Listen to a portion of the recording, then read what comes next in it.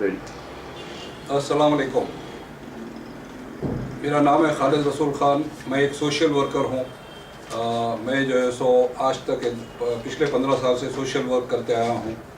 मैं और हमारा जो ग्रुप है, हम लोग कर्नूल फ्लड्स में काम किए हैं और हम लोग आसाम जाकर आसाम में काम किए हैं। अब मैं एक नया प्रोजेक्ट लिया हूँ अपने सोशल वर्क के ताल्लुक़ से, और वो प्रोजेक्ट है ऑल इंडिया मुस्लिम संगम। ऑल इंडिया मुस्लिम संगम एक NGO है, रजिस्टर्ड NGO है, जिसका 1 पॉइंट एजेंडा है। ये है कि मुसलमानों को एक प्रोग्राम से, एक प्लान से उनको वोट दिलाएं और उनके वोट का फ़ायदा उनको कौम को दिलाएं पॉलिटिशियन से। मैं आपको समझाता हूँ किस तरह से ऑल इंडिया मुस्लिम संगम ये काम को अंजाम देगा। आज अगर हम तेलंगाना की बात करते हैं तो तेलंगाना में तकरीबन 50 से 60 कंस्टिट्यूंसी ऐसे हैं जहां मुस्लिम वोट अगर पार्शियली भी अगर यूनाइट हो जाए, अगर 50-60% भी अगर यूनाइट हो जाए, तो वो किसी भी एक कैंडिडेट को गारंटी से जिता सकता है। इसमें कोई भी शक व शुबा की बात नहीं है। गारंटी से वो कैंडिडेट जीत जाएगा अगर मुसलमान सारे एक होकर किसी एक कैंडिडेट को अपना वोट देते हैं। तो हम लोग इस बात का हम फ़ायदा उठाना चाह रहे हैं और इस बात का, इस यूनाइटेड वोट का जो पावर है उसका फ़ायदा मुस्लिम कौम को दिलाना चाह रहे हैं। आज तक ये हुआ है कि मुसलमानों को वोटिंग कराकर कई पॉलिटिशियंस अपना जेब गर्म करते आए हैं। तो ये अब नहीं चलेगा। अब मुसलमान कौम काफ़ी पासमंदा हो चुकी है और दलितों से भी पीछे हो गई है सच और रिपोर्ट के एतबार से। तो हम लोगों को इसके लिए इसको बदलना है और मुसलमानों को अपनी स्टेट के डेवलपमेंट में, अपने कंट्री के डेवलपमेंट में पूरा उनको अपना हिस्सा दिलाना है। जब तक ये नहीं होगा तो मुसलमान आगे बढ़ेगा, और अगर मुसलमान कौम आगे नहीं बढ़ेगी तो स्टेट भी आगे नहीं बढ़ सकता है। तो ये करना बहुत ज़रूरी है। मैं आपको समझाता हूँ ये किस तरह से होगा।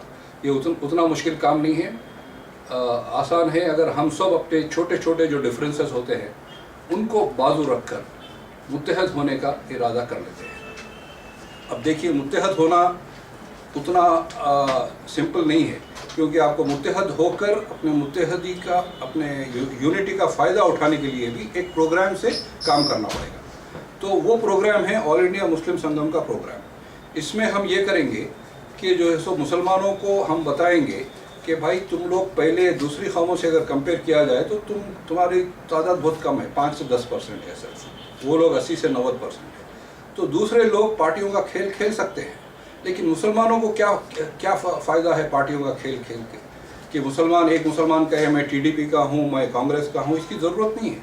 अगर मुसलमान मुत्तहिद होकर अगर ये डिसाइड कर लेते हैं कि सारे मुसलमान, उनका वोट संगम की जो मुशावरत कमेटी जो है, 31 आदमियों की हम कमेटी बनाएंगे, दानिश्वर लोगों की कमेटी बनाएंगे।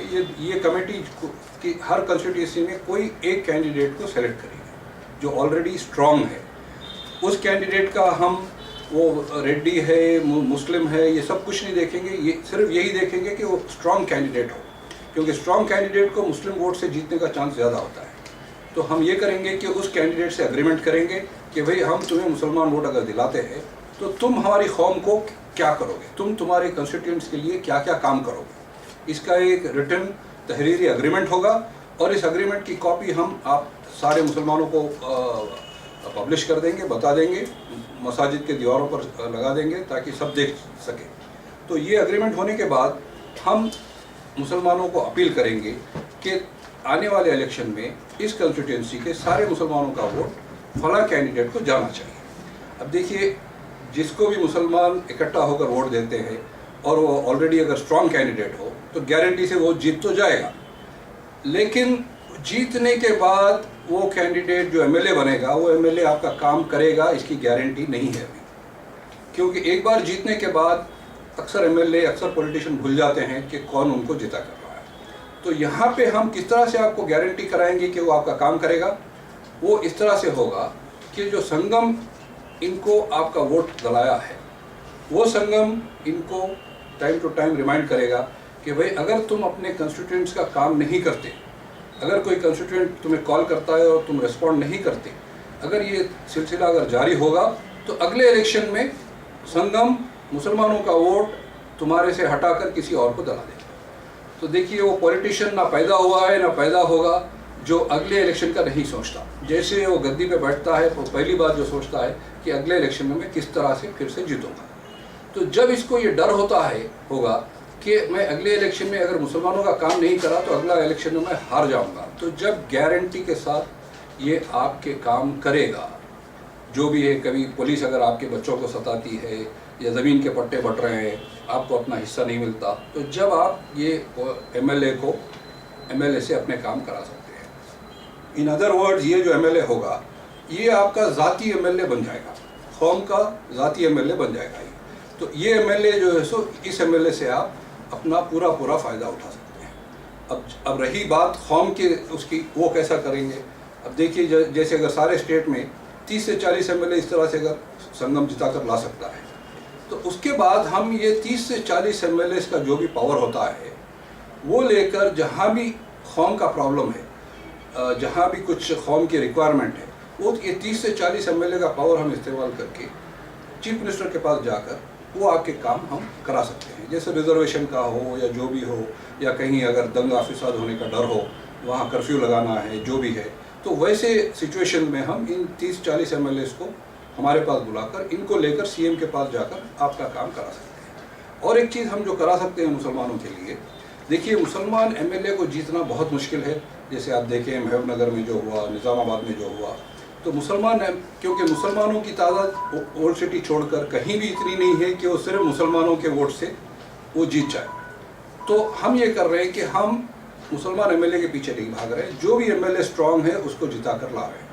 तो समझिए, फ़र्ज़ करिए महबूबनगर डिस्ट्रिक्ट में अगर 14 एमएलए हैं कंस्टिट्यूंसी, उसमें से अगर हम 8 से 10 किसी एक पार्टी के जिताते हैं, 8 से 10 अगर हमारी कमेटी जो सेलेक्ट करती है उनमें से 8 से 10 अगर किसी एक पार्टी के हों, तो फिर उस पार्टी से हम ये बोलेंगे कि भाई हम 10 एमएलए आपके जिता रहे हैं, इसके बदले में आप हमें 2 एमएलसी दें, हमें डिस्ट्रिक्ट चेयरमैन के पोजीशन दें जो भी है, और हमें हो सकता है राज्यसभा में एक एमपी का सीट दें आप।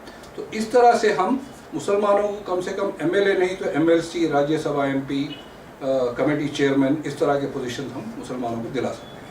तो ये जो है सो इनडायरेक्ट बेनिफिट्स है। और डायरेक्ट बेनिफिट जो होंगे कि आपका ज़ाती एमएलए होगा, आपका ओन एमएलए होगा, और आधी रात को आप इसको फ़ोन कर सकते हैं, उठा सकते हैं और इससे अपना काम ले सकते हैं। तो ये है ऑल इंडिया मुस्लिम संगम का एम एंड ऑब्जेक्टिव। और ये जो संगम है ये अभी से लेकर इलेक्शन ख़त्म होने तक आपके वोट्स को यूनाइट करना और उसका सही इस्तेमाल करने पर काम करते रहेगा। मुझे उम्मीद है कि आप लोग मेरा मैसेज समझ गए हैं और इसी तरह से आप आने वाले इलेक्शन में अपना वोट देंगे। किसी भी कोई भी जो छोटा मोटा जो लीडर होता है उसकी बात मत सुनिए, आप वो जो भी बोलता है आप सुन लें, लेकिन जब आप डब्बे में वोट डालेंगे तो आप ये देखकर वोट डालिए कि जो 5-6 कैंडिडेट्स हैं इनमें से आपका कैंडिडेट कौन है। आपका कैंडिडेट वही होगा जिसको संगम रिकमेंड किया है और जिससे संगम अग्रीमेंट किया है, और जो कैंडिडेट को संगम जिताने और हराने की ताकत रखता है, ये ऑटोमेटिकली आपका कैंडिडेट बन जाएगा। तो आपका कीमती वोट ज़ाया मत करिए इधर उधर डालकर, इसको जो है सो आप अपने ज़ाती एमएलए, अपना ज़ाती कैंडिडेट, अपना ज़ाती एमएलए बनाने के लिए इस्तेमाल कीजिए। शुक्रिया, अस्सलाम वालेकुम।